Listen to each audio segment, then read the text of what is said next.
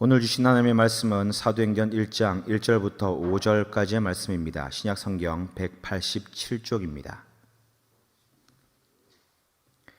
데오빌로여, 내가 먼저 쓴 글에는 무릇 예수께서 행하시며 가르치시기를 시작하심부터 그가 택하신 사도들에게 성령으로 명하시고 승천하신 날까지의 일을 기록하였노라.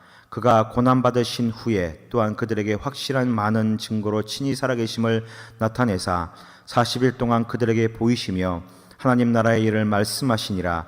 사도와 함께 모이사 그들에게 분부하여 이르시되 예루살렘을 떠나지 말고 내게서 들은 바 아버지께서 약속하신 것을 기다리라. 요한은 물로 세례를 베풀었으나 너희는 몇 날에 못되어 성령으로 세례를 받으리라 하셨느니라. 아멘. 오늘은 사도행전 1장 1절부터 5절까지를 본문으로 예루살렘을 떠나지 말고 이런 제목으로 말씀을 전합니다. 누가복음의 기자라고 말을 하는 것은 기록한 사람이라는 거죠. 성경의 저자는 하나님이시고요. 성경의 기자는 40명 정도가 있는데 누가복음의 기자는 누가입니다. 그 이름의 뜻이 바로 총명하다, 빛을 주는 자이다 하는 것인데, 사도 바울은 누가를 평가하면서 사랑을 받는 의사라고 했고 나의 동역자라고 이야기를 합니다. 마지막까지 사도 바울과 함께 했던 사람입니다. 그의 가족에 대해서 기록된 것이 없고 그에 대해서 어떤 인포메이션도 없습니다. 그러나 그는 헬라인이고 누가복음뿐만 아니라 사도행전까지 썼던 그런 기자입니다. 누가복음과 사도행전의 그런 문체가 너무나 수려하고 아름다운 것을 볼 때 누가는 작가적인 그런 감정과 다양한 문학적 기질을 지닌 그런 사람입니다. 그리고 사도행전이나 누가복음의 그 내용을 비추어 볼 때 그는 사회적인 약자, 가난한 자, 소외당한 자, 다시 말하면 과부와 고아, 어린아이, 병든 자, 강도 만난 자에 대한 그런 사랑의 마음, 긍휼지심이 있었다는 것입니다. 그리고 기도에 대한 내용들이 누가복음에 많이 나오고 또 사도행전에도 많이 나오는데 그런 내용으로 비추어 보아서 그는 기도의 사람이었습니다. 누가가 이렇게 주목을 받는 이유는 뭔가 하면 성경에 40여 명의 그런 기자가 있는데 그 기자 중에 누가만 유일하게 유대인이 아니라 이방인이라는 것입니다. 이방인에게 전도를 했다 하는 이야기는 들었는데 이방인이 전도를 받고 성경까지 쓴 사람은 누가 이외에는 아무도 없다 하는 것입니다. 전승에 의하면 누가는 수리아의 안디옥에서 출생한 이방인으로 전해지고 있고 그는 누가복음과 사도행전을 기록했을 뿐만 아니라 바울의 최고의 동역자였고 주치의였고 마지막까지 함께했던 그를 도와주는 그런 조수와 같은 사람으로 최선을 다했습니다. 바울의 2차 전도 여행 중에 바울을 만나게 되어서 바울과 동행하게 됐는데 그 후로 계속해서 바울이 로마에서 순교할 때까지 그와 동행하면서 그를 도왔습니다. 누가가 바울을 만나게 된 것은 바울에게 있어서 큰 은혜였었고 또 누가에게 있어서 바울을 만난 것도 너무 큰 축복이었습니다. 누가는 바울의 행적을 기록으로 남겨서 교회에 큰 유산이 되게 하였습니다. 다른 사도들이 12사도가 있는데 그 사도들은 그들이 어떤 사역을 어떻게 어디에서 했는가 우리는 그냥 이렇게 전승에 의해서 그들이 다 이렇게 순교를 당했다 하는 것을 알고 있지 기록에 남아있는 것이 별로 없습니다. 왜냐하면 다른 사도들에게는 누가와 같은 그런 인물 자기의 행동에 대한 그 사역에 대한 기록을 해줄 사람이 없었기 때문입니다. 그러므로 바울의 행적이 그렇게 명료하게 기록으로 남아있다는 것은 순전히 누가의 공로였습니다. 누가가 바울을 만나지 못했다면 일반적인 병자들만 고쳐주는 단순한 의사에 불과했을 것입니다. 그런데 그가 바울을 만남으로 의미 있는 하나님의 사람으로 하나님의 사역을 잘 감당했던 그런 사람입니다. 그는 정말로 의리가 있었고 신의를 지키는 그러한 사람이었지요. 디모데후서 4장 10절에 대만은 이 세상을 사랑하여 나를 버리고 데살로니가로 갔고 그레스게는 갈라디아로 디도는 달마디아로 갔고 누가만 나와 함께 있느니라 그렇게 말하고 있습니다. 누가만 마지막까지 나와 함께 있었다. 신의가 있었다는 것이죠. 그런 하나님의 사람, 그런 신이 있는 의리 있는 그 누가가 쓴 사도행전을 보게 됩니다. 사도행전을 맨 처음 시작을 하면서 눈에 들어오는 그러한 말이 있지요. 그것은 사도행전은 신약에서 유일한 역사서로 분류되는 책이지만 개인에게 보내는 서신이라는 것입니다. 오늘 1절 말씀을 한번 보겠습니다. 1절 다 같이 한번 읽을까요? 시작. 데오빌로여 내가 먼저 쓴 글에는 무릇 예수께서 행하시며 그렇습니다. 본문 1절에 사람 이름이 나오는데 데오빌로라는 말이 나옵니다. 사도행전의 전편이라고 말씀드릴 수 있는 누가복음에도 처음에 수신자의 이름이 나옵니다.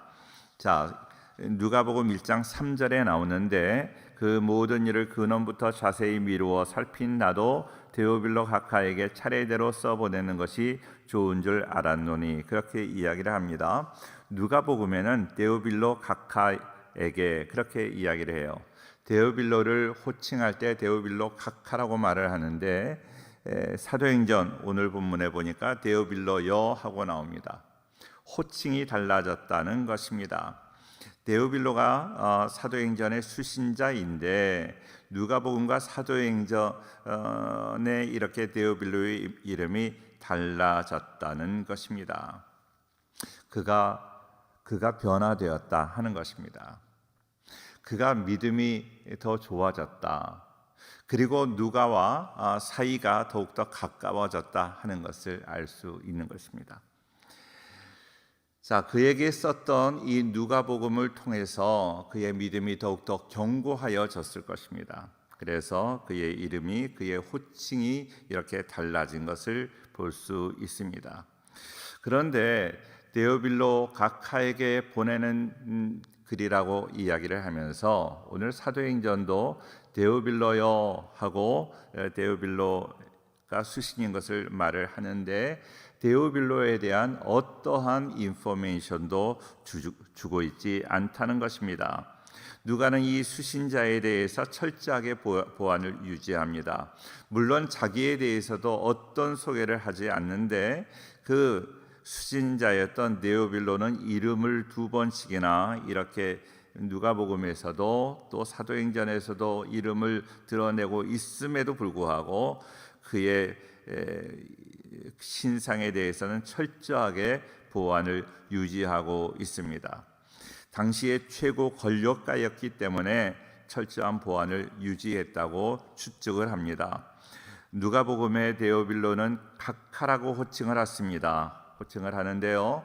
우리나라에서도 대통령을 각하라고 불렀던 때가 있습니다. 이제 문민정부 이후에 계속해서 우리나라에서는 각하라는 이름을 쓰지 말라고 대통령이 부탁을 해서 그때부터 대통령을 대통령님이라고 우리는 호칭을 합니다. 우리나라에서도 대통령에게만 각하라고 이야기를 했습니다. 국무총리 각하 그러지 않았어요. 목사 각하, 장로 각하 하지 않았어요.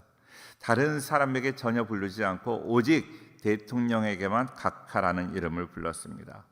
그 당시에도 어떤 사람에게 각하라는 그런 명칭을 붙였는가 하면 아주 가장 높은 그런 사람, 높은 관직에 있는 사람을 각하라고 호칭을 하였습니다.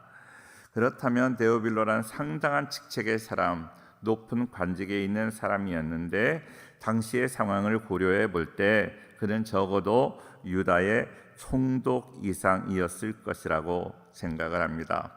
그렇다면 당시에 유다 지방의 총독인 벨릭스가 있었고 베스도가 있었습니다. 그런 사람들이 데오빌로라고 추측이 가능합니다. 이 사람과 깊은 친분을 맺고 있었던 누가가 그 사람의 믿음을 위해서 이렇게 누가복음과 사도행전을 기록한 것입니다. 그런데 사도행전에서 이제 데오빌로요 하고 불렀다는 그 의미는 바로 이제 그가 말씀을 통하여 변화되었고 그 믿음이 깊어지면서 누가와 깊은 교제를 나누게 되었다 하는 그런 것으로 우리가 추측을 합니다. 데오빌로라는 이름은요, 데오스라는 그 하나님이라는 말과 필로스라는 그런 말이 합쳐져서 하나님의 사랑을 받는 자, 또 하나님을 사랑하는 자, 이렇게 우리는 그 뜻이 있습니다. 그러면 이 데오빌로라는 그 이름은 하나님을 믿는 사람입니다. 하나님을 믿기 때문에 하나님께 사랑도 받고 하나님을 사랑하기도 하는 사람이지요.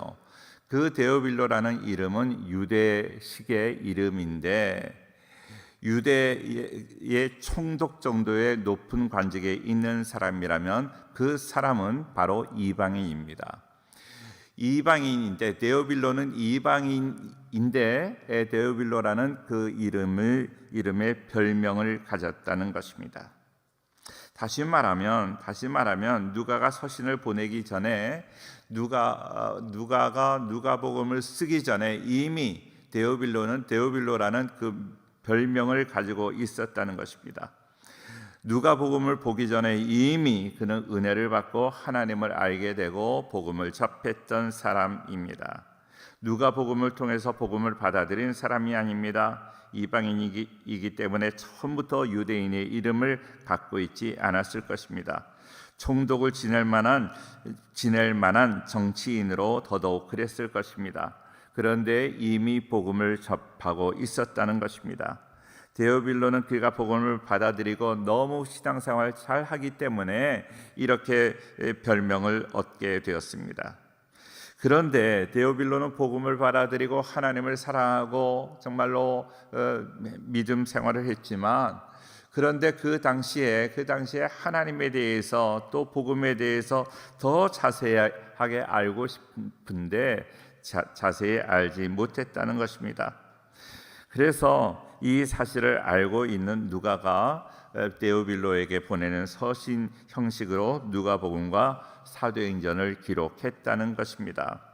데오빌로가 복음에 대해서 전혀 알지 못했다면 이렇게 복음에 대한 그 아주 수준 높은 그리고 뜻이 깊은 누가복음을 그에게 보낼 수 없었을 것입니다.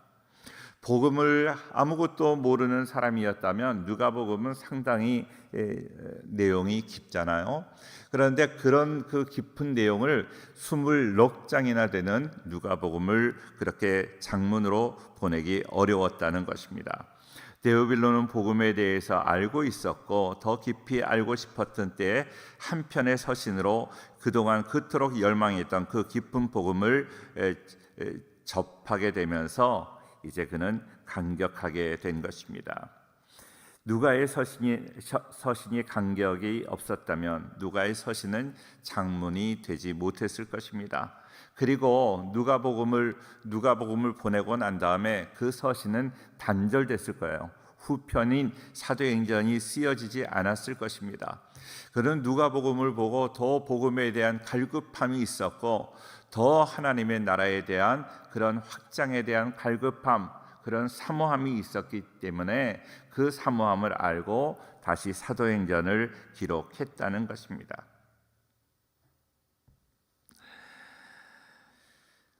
누가복음은 24장으로 되어 있고요. 절수로 말하면 1151절입니다.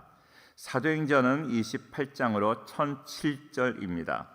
그래서 누가가 기록한 성경 절수를 합하면 2158절입니다. 사도 바울이 바울 서신 13권을 기록을 했는데 그 13권 바울 서신의 절수를 합하면 2033절입니다. 다시 말하면 사도 바울이 13권의 책을 썼다고, 책을 많이 썼다고 이야기를 하지만 그 양으로 보면, 절수로 보면 누가가 훨씬 더 많이 썼습니다. 신약은 그렇고요. 구약 성경에서 가장 긴 시편이 150편으로 되어 있는데 그 150편인 시편이 2461절로 절수가 가장 많습니다. 그런데 시편은 여러 사람이 다 썼습니다. 모세가 썼고 다윗이 썼고 여러 사람이 쓴 시를 편집한 것입니다. 그러므로 여기에서는 비교가 되기가 어렵습니다. 구약에서 가장 긴 성경을 말하라면 이사야 또 예레미야를 말할 수 있는데요. 이사야는 1293절이고 또 예레미야는 1364절입니다. 아무리 비교를 해보아도 누가가 쓴 그 절수를 능가하지 못합니다. 누가는 이렇게 긴 편지, 긴 그 2158절의 그런 장문의 그런 누가복음과 사도행전을 데오빌로 한 사람을 위해서 썼다는 것입니다. 많은 성경은 여러 사람들의 그 믿음의 사람, 갈라디아 교인들에게, 로마에 있는 성도들에게 이렇게 보낸 그런 글들인데 유독 누가복음과 사도행전만큼은 데오빌로 한 사람을 위해서 그렇게 긴 장문의 편지를 썼다는 것입니다. 데오빌로는 복음을 접했지만 그 복음의 깊이와 넓이를 잘 알지 못했습니다. 그래서 데오빌로는 복음에 대해서 더 듣고 싶어 했고 더 깊이 알고 싶은 열망이 남달랐을 것입니다. 그리고 데오빌로는 정치인인 동시에 지식인이었습니다. 누군가가 데오빌로 수준에 맞는 복음을 전해 주어야 됩니다. 데오빌로는 유다의 총독이 될 정도로 많은 학식이 있었던 사람입니다. 그 당시에 데오빌로의 학식과 견줄 만한 그러한 예수님의 제자들은 없었습니다. 예수님의 제자들은 대부분 지식이 없는 그러한 초라한 촌 사람들이었습니다. 그래서 제자들이 데오빌로를 상대하기는 너무 버거웠습니다. 그리고 그 당시 최고의 지식인이라고 할 수 있는 사도 바울은 아직 개종하지 않은 상태였습니다. 그래서 그 당시 데오빌로의 눈높이 상대하기는 주변의 모든 사람이 적당한 사람이 없었고 이방인이었지만 의사였던 그리고 많은 학식이 있었던 누가가 그에게 복음을 설명해 줄 만한 적합한 인간이었다 하는 것입니다. 그래서 하나님은 이방인이면서도 사도 출신이 아닌데도 불구하고 누가를 선택하셔서 사용하신 것입니다. 그렇습니다. 사도행전은 사도들이 중심이 된 역사이기 때문에 사도들이 기록하는 것이 우리의 보편적인 상식입니다. 그런데 사도가 아닌 누가가 쓴 것은 이런 배경 때문에 사도들이 쓸 수 없었고 누가가 이렇게 서신을 쓰게 되었다는 것입니다. 이 말씀을 보면서 저는 마음에 감동이 되는 것이 두 가지가 있습니다. 첫째로 데오빌로 한 사람을 위해서 그렇게 혼신의 힘을 다하여 2000절이 넘는 성경을 기록했다는 것입니다. 한 사람의 영혼, 그의 구원이 아니라 그의 믿음의 성숙함을 위해서 더 깊은 복음의 그런 내용을 진술을 알게 하기 위해서 그에게 최선을 다해서 그를 위해서 글을 썼다는 것이죠.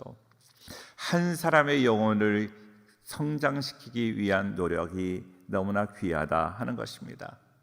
이런 누가의 그 헌신, 누가의 열정이 우리 모두에게도 있기를 축원합니다. 또 한 가지는 하나님은 이방인이요 사도 출신도 아닌 누가를 통해서 그가 여러 가지로 준비되었을 때 그를 통해서 그 데오빌로라는 정말로 이방인 최고의 권력자를 회심시키기 위하여 그를 사용하셨다는 거예요. 그런 것을 생각을 할 때 우리가 준비되지 않으면 하나님 앞에 쓰임받지 못하다는 것입니다. 하나님은 필요에 따라 준비된 사람을 사용하십니다. 말씀과 기도 그리고 필요한 지식을 잘 준비하셔서 하나님이 부르시면, 하나님의 때에 하나님이 부르시면 내가 여기 있나이다 나를 불러주소서 하는 그런 이사야의 고백이 우리의 고백이 되어 하나님 앞에 쓰임받는 우리 모두가 되기를 주의 이름으로 축원합니다. 많은 젊은이들을 볼 때 잘 미래를 준비하는 그런 젊은이들을 볼 때 얼마나 마음이 흐뭇한지 몰라요. 나는 선교사를 가겠습니다. 나는 어떤 일을 하겠습니다. 잘 준비해야 되는데 선교사를 가겠다고 하면서도 무슨 하나님의 큰 일을 하겠다고 하면서 뭘 준비했느냐 물어보면 준비된 게 아무것도 없어요. 언어 준비도 되지 않았고 인격 훈련도 되지 않았고 경건 훈련도 되지 않았고 하나님이 쓰시려고 할 때 쓰지 못하는 것입니다. 철저하게 준비되어서 하나님 내가 여기 있습니다. 나를 불러주소서 하는 그런 담대한 고백이 우리 모든 성도들의 고백이 되기를 주의 이름으로 축원합니다. 두 번째로 기다려야 되는 것이죠. 4절 말씀 같이 보겠습니다. 4절 시작. 사도와 함께 모이사 그들에게 분부하여 이르시되 예루살렘을 떠나지 말고 네게서 들은 바 아버지께서 약속하신 것을 기다리라 그랬습니다. 여기서 기다리라는 말이 참 중요한데요. 기다리는 것은 무엇입니까? 어떤 문제를 해결할 때 그 해결 방법이 그것밖에 없다는 것입니다. 결론부터 말씀드리면 약속하신 것을 기다리라고 그랬어요. 이제 예수님께서 부활 승천하시고 난 다음에 예수님은 육신적으로 우리 옆에 계시지 않아요. 우리 옆에 계시지 않는 예수님이 계실 때는 우리가 예수님을 믿고 따라갔는데 예수님이 계시지 않으니까 우리가 어떻게 어느 방향으로 살아야 될지 가야 될지 모르고 있는 것이에요. 잘 사는 방법이 무엇인가? 그것은 약속을 기다리는 거예요. 약속을.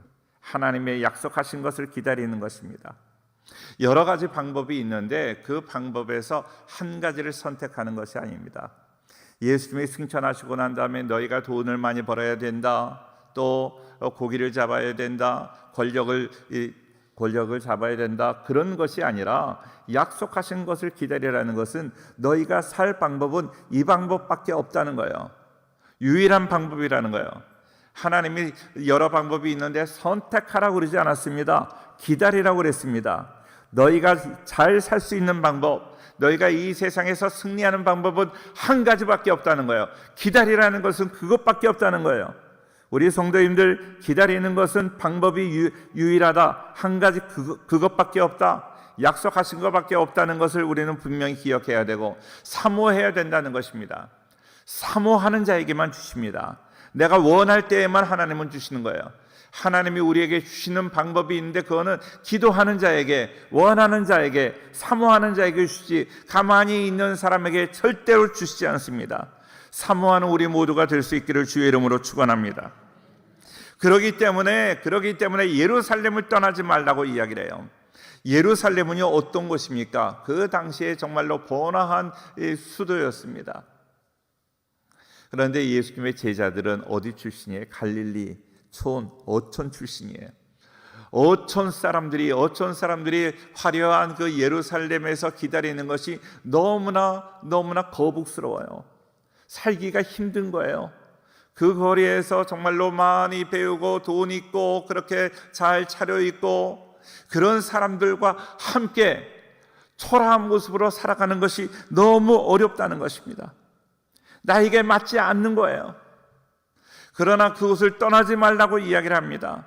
그곳은 자기 사랑하는 그 선생님을 죽였던, 예수님을 죽였던 그 자리입니다. 예수님을 죽이면서 예수님의 제자들에게 얼마나 위협을 했는지 몰라요. 위협을 당한 장소, 위험한 장소. 그런데 살기도 어려운, 거북스러운, 자기하고 격이 맞지 않는 그러한 자리에 그 자리를 떠나지 말라는 거예요. 그 자리는 예루살렘 어떤 지리적인 예루살렘을 말하는 것이 아니라 내가 있는 자리, 그 자리를 말해요. 내가 있는 사업, 내가 하는 이 직장, 내가 하는 사업과 내가 있는 그 직장, 그 자리. 직장에 가면 직장 상사에게 늘 이렇게 이야기를 듣고 직장 생활하기가 너무나 버거운 거예요. 일이 너무나 버거워요. 월급도 많지도 않고 그 버거워서 항상 여기를 그만둬야지 늘 사표 내고 다니는 그런 인생들이 있어요. 사표 낸다고 무슨 문제가 해결이 되나요? 그 자리를 떠나지 않고 그 어려움을 잘 견뎌낼 때가 되면 하나님이 우리를 높여주실 줄로 믿습니다. 그 자리를 떠나지 않는 거예요. 내가 교회에서 예배 드리는 거, 예배 드리시면서 참 이렇게 어제 피곤하셨는지 그냥 계속 1시간 내내 주무시는 분이 계세요. 참 그래도 아버지 집에 오니까 아버지가 잠을 주신다 하는 그런 생각에서 제가 그냥 있었지만 아무리 어렵고 힘든다 할지라도 그 예루살렘을 떠나지 않아야 하나님이 약속하신 그 은혜와 축복을 누리게 될 줄로 믿습니다. 할렐루야. 끝까지 하나님의 그 약속을 얻기 위하여 예루살렘을 떠나지 않고 믿음으로 마지막까지 견뎌내는, 마지막까지 견뎌낼 때 하나님의 축복이 우리에게 올 줄로 믿습니다. 끝까지 견디는 자는 구원을 얻겠다 하는데 많은 사람들이 끝까지 견디지를 못해요. 인내하지 못합니다. 인내하지 못함으로 하나님의 그 약속하신 모든 은혜와 복을 다 한순간에 날려버리는 사람들이 얼마나 많은지 몰라요. 우리 성도님들, 성현의 가족들 끝까지 견뎌 정말로 하나님의 약속하신 것을 차지하는 복된 성도들 되기를 축원합니다. 세 번째로 성령 세례를 받아야 됩니다. 5절 말씀 같이 보겠습니다. 5절 시작. 요한은 물로 세례를 베풀었으나 너희는 몇 날이 못되어. 그렇습니다. 성령의 세례를 받아야 됩니다. 오랫동안 하나님의 약속을 기다려서 받아야 되는 그 약속, 그것은 바로 성령 세례입니다. 성령의 인도를 받아야 된다는 거예요. 예수님이 계시다가 예수님을 이제 따라다닐 수가 없어요. 예수님이 영으로 역사하시겠다는 거예요. 성령은 예수님의 영이에요. 예수님의 영. 성령은 하나님의 영, 예수님의 영. 이제 예수님께서 육신으로 우리를 인도하지는 못하지만 영으로 인도하시겠다는 거예요. 기다리는데 그냥 하나님 인내만 한다. 그래서 날이 시간만 지나기를 기다리는 것이 아니라 내가 하나님의 은혜를 사모하며 열심으로 노력하며 기다리는 거예요. 농부가 가을을 기다린다. 그냥 손을 놓고 그냥 누워서 잠만 자며 기다리는 것이 아니라 열심히 일하면서 가을을 기다리는 거야. 그래야 추수를 맞이하게 되는 거죠. 내가 약속한 것을 기다린다 하는 것은 부단히 노력하는 것입니다. 부단히 노력하는 거예요. 얼마 전에 선거를 했습니다. 선거가 끝나고 이제 당선된 분들의 이야기를 들으니까 선거 운동 기간, 그러니까 선거일만 기다린 것이 아니라 기다린다는 것은 뭐예요? 열심으로 운동을 하는 것입니다. 아니 4년 전부터 10년 전부터 오래전부터 이 선거를 준비했던 사람이 있어요. 그것을 위해서 언행심사 조심하고 막말하지 아니하고 정말로 모든 것을 최선을 다해서 성실하게 열심으로 그렇게 잘 준비한 사람은 승리했다는 것이에요. 기다리는 것은 그냥 물리적인 시간만 지나가는 것이 아니라 내가 노력하는 것입니다. 어떤 노력이요? 내가 사모하며 열심히 기도하는 것입니다. 사랑하는 성도님들, 열심히 기도하기를 바랍니다. 사역자들은요, 열심히 사역을 하기를 바랍니다. 물리적인 시간만 기다리는 것이 아니라 최선을 다해서 노력할 때 하나님께서 그 노력을 보시고 아름다운 열매를 거두게 하여 주실 줄로 믿습니다. 하나님의 영이 우리를 인도하지 않으면 우리는 올바른 길로 나아갈 수가 없습니다. 우리를 방해하는 악한 마귀는 얼마나 우리를 하나님의 은혜 가운데서 떨어지게 하는지 몰라요. 그러나 우리는 끝까지 하나님 말씀 붙잡고 믿음으로 살아가야 될 줄로 믿습니다. 오직 성령이 너희에게 임하시면 너희가 권능을 받고 예루살렘과 온 유대와 사마리아와 땅끝까지 이르러 내 증인이 되리라 하시니라, 그렇게 말씀하셨습니다. 그런데 예수님의 제자들은 이 말에 전혀 관심이 없었습니다. 예수님이 성령이 너희에게 임하시면 너희가 권능을 받고 세상에 나가서 증인이 되라고 말씀하시는데 예수님의 제자들은 딴 얘기만 합니다. 예수님, 그렇다면 이스라엘이 회복되는 때입니까? 이스라엘이 해방되고 이제 예수님이 왕이 되십니까? 그때 내가 좌의정이 되겠습니다. 그때 내가 우의정이 되겠습니다. 그런 관심밖에 없었다는 거예요. 참 예수님 마음에 어떠시겠어요? 사랑하는 성도님들, 예수님이 말씀하시면 그 말씀 붙잡고 예수님을 따라가면 우리는 승리할 줄로 믿습니다. 미국의 인지 언어 학자 조지 레이코프라는 사람이 있습니다. 이 조지 레이코프가 주장한 프레임 이론이 있는데요. 그 프레임 이론, 조금 어려운 말인데 실상은 쉬운 거예요. 자, 성경을 근거로 해서 말씀을 드린다면 창세기에 그 마귀가, 뱀이 아담에게 찾아와서 이제 꼬입니다. 정말로 하나님이 너에게 그 동산 중앙에 있는 나무의 실과를 먹지 말라고 하시더냐? 먹어도 된다, 괜찮다, 죽지 않는다 하고 이야기를 하는 거예요. 그 이야기를 듣고 그 아담은 그 이야기 아니야, 하나님이 이렇게 말씀하셔서 난 하나님 지켜야 돼, 하나님의 말씀 지켜야 돼, 그러지 않고 그 말에 넘어가 버리고 말아요.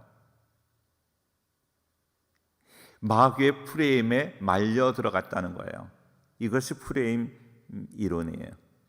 우리는 어떤 세상적인 프레임, 그리고 마귀의 프레임, 어떤 유혹이 온다 할지라도 아니야, 나는 하나님만 볼 거야, 네가 아무리 유혹한다고 해도 나는 하나님 말씀 지킬 거야, 프레임에 말려들지 않으면 승리하는 거예요. 이것이 프레임 이론입니다. 참 너무 중요한 거예요. 북한이 아무리 미사일을 쏴도 상관하지 않고 우리는 우리 갈 길을 그냥 가는 거예요. 국방을 튼튼히 하고, 미사일을 쏘면 두려워하고 만나자 뭘 어떻게 하자, 그거를 그 프레임에 말려들게 하려고 미사일을 쏘는 거예요. 누가 뭐라고 해도 나는 하나님 믿어. 누가 뭐라고 해도 나는 하나님 믿어. 나는 하나님 말씀대로 살아갈 거야. 하나님이 나에게 거짓말 하신다고, 거짓말 하셔도 나는 하나님을 믿어 하고 나아간다면 마귀가 우리를 넘보지 못할 거예요. 마귀의 프레임 안에 걸려들게 무슨 이야기하면 다 거기에 말려들고, 여기에 말려들고 저기에 말려들고, 그래서 우리는 신앙생활에 날마다 넘어지고 날마다 실패하고, 우리 성도님들 그 마귀의 프레임에, 세상의 프레임에 말려들지 않기를 바라요. 누가 뭐라고 하더라도 나는 하나님의 자녀로 나의 길을 가겠노라, 하나님 바라보고 믿음으로 나아가는 우리 모두가 되기를 주의 이름으로 축원합니다. 그게 성령의 인도를 받는 거예요. 성령의 인도를 받는 사람도 늘 주변에서 마귀가 프레임 안에 말려들게 하고 세상의 프레임에 말려들게 하지만 거기에 말려들지 말고 하나님 바라보고 나아가는 거예요. 성령의 능력 안에 살아가는 거예요. 그것이 하나님이 원하시는 길이고, 그렇게 나아가는 자만 하나님의 사명을 감당하게 될 줄로 믿습니다. 우리 모든 성도들, 어떤 세상의 프레임이 나를 괴롭힌다 할지라도 너는 너대로 나는 말씀대로 살아가겠노라. 세상이 한 사람도 말씀대로 살아가지 않는다 그래도 나는 my way, 나는 말씀대로 살아가겠노라, 나는 믿음으로 살겠노라, 하나님만 붙잡고 살겠노라, 이런 믿음에 믿음의 그 용사들이 다 될 수 있기를 주의 이름으로 축원합니다. 그 사람만이 하나님의 사명을 감당할 수 있어요. 예수님의 부활을 경험하고 예수님이 승천하시고 난 다음에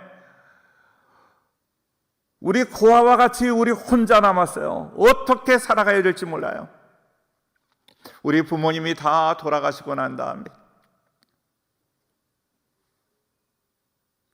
저를 위해서 기도해 주시고 이렇게 채근하시고 권면해 주시던 그 부모님이 돌아가시고 난 다음에 어떻게 살아야 될지 모르겠어요. 그때 하나님이 말씀 주시는 거예요. 이제 너가 너의 부모님이 믿음으로 살았던 것처럼 너가 믿음으로 먼저 나아가라. 너가 먼저 나가야 너의 자녀들도 너를 따라올 것 아니냐. 그런데 우리는 마음이 원이라도 육신이 약하다고 그냥 다 넘어지고 다 마귀의 프레임에 걸려 넘어지고 어떤 프레임이 들어온다 할지라도 우리는 하나님의 말씀 안에 살아가는 우리 성도들 꼭 될 수 있기를 주의 이름으로 축원합니다.